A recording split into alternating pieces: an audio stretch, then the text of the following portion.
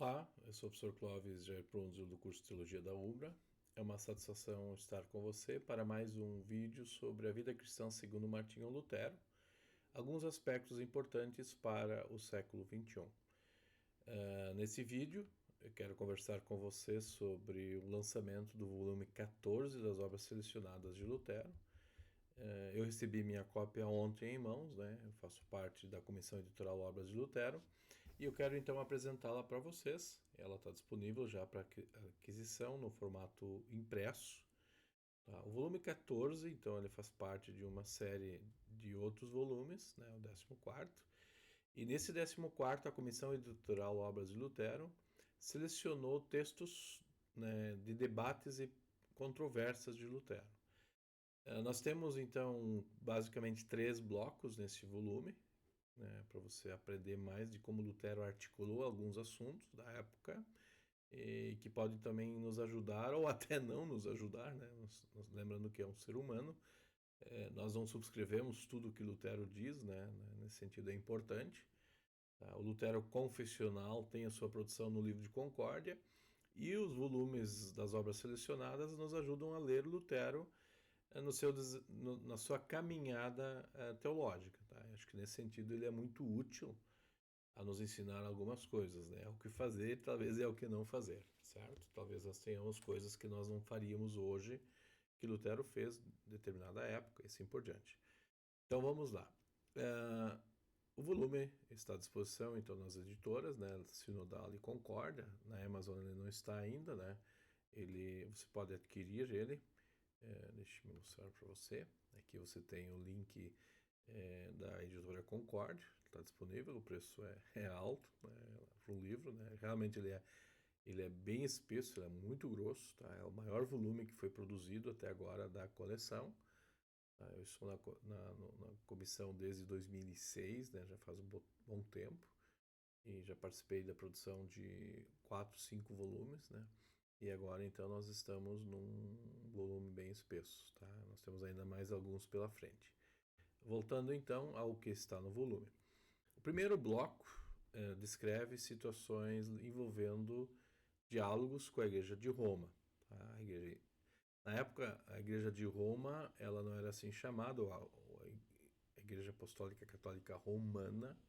Tá? Ele tem o título, a sede da igreja é em Roma, mas o seu fazer teológico nem sempre era reproduzido a partir de Roma. Nós vamos ter isso mais claro e mais expresso a partir do Concílio Vaticano, do Concílio de Trento, desculpe. Do Concílio de Trento, que ocorre a partir de 1540. Antes disso, nós temos teólogos espalhados pelo mundo, né? E um dos teólogos mais expressivos eram teólogos de linha espanhola, de linha francesa, alguns italianos, tá? Onde que Lutero discute e debate. Então nós temos, por exemplo, nesse início, né, no primeiro documento desse volume, a análise que Lutero faz dos chamados votos monásticos, né, que eu tive o privilégio de fazer a introdução. Nesse documento, Lutero analisa a prática da vida dentro da igreja, com base nas ordens de monges, né, monges e freiras, né. Havia um espaço para os dois grupos, né, homens e mulheres, né, obviamente distintos, pelo menos no papel, e na prática nem sempre ocorria.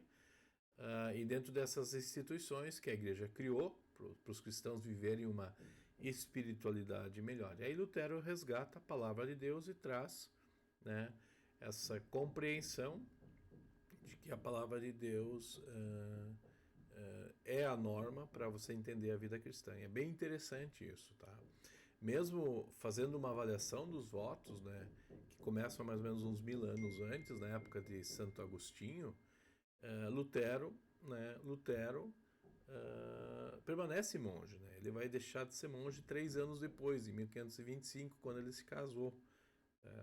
E assim por diante. Então não é um Lutero que quer destruir tudo, toda a estrutura. É um Lutero que quer que a palavra de Deus circule, mesmo em situações que as pessoas falharam, né? Abusaram e assim por diante. Então Lutero resgata a palavra de Deus no meio da estrutura humana. E aí nós temos outros assuntos, né, ligados ao catolicismo, como missas privadas, a eclesiologia, né?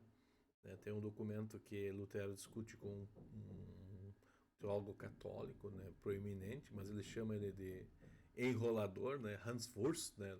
Literalmente é João Linguiça. E Lutero então discute o conceito de igreja, né? Esse é um documento de já mais Lutero mais velho, 1541, certo?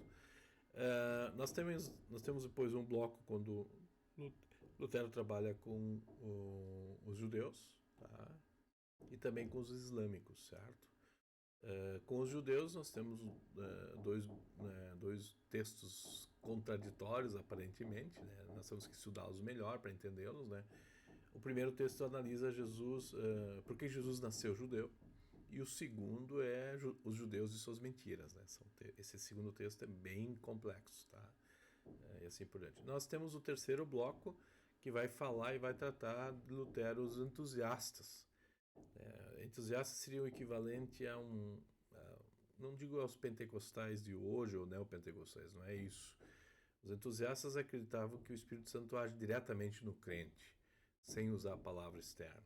E aí Lutero apela para autoridades, né, para que não deixem que esse movimento se dissolva, desculpe, não é dissolver, se crie, né? E ele é bem contrário à fé cristã, inclusive, tá? Não só os católicos, como os protestantes todos não aprovam esse movimento, né? Não só os luteranos, depois nós vamos ver isso, outros teólogos também que não vão subscrever o que os anabatistas, que são chamados, né, na época, anabatista significa rebatizar, fazem, né, contrariando a palavra de Deus, né, originalmente falando. Então esses três blocos estão contemplados neste volume e que você pode ter acesso então a partir de agora e que também te ajuda a tratar assuntos ligados ao dia a dia nosso no século XXI. Tá?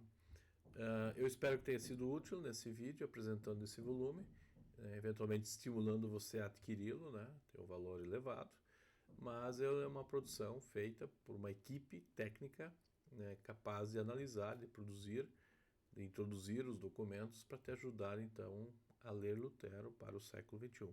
Sempre lembrando que Lutero fala português, né? Isso é muito bom, isso é muito bonito, né? Você pode não desconhecer mais Lutero, ele está disponível. Tá? Nós estamos nos esforçando para que Lutero fale não só português, mas também seja entendido pelas pessoas. Esse é o objetivo principal dessa série, onde a gente quer traduzir, então, de uma forma ou outra, né? Não sendo dogmáticos, né? Não dando uma palavra final, mas estimulando você a conhecer melhor Lutero e aplicando as ideias dele para o século XXI.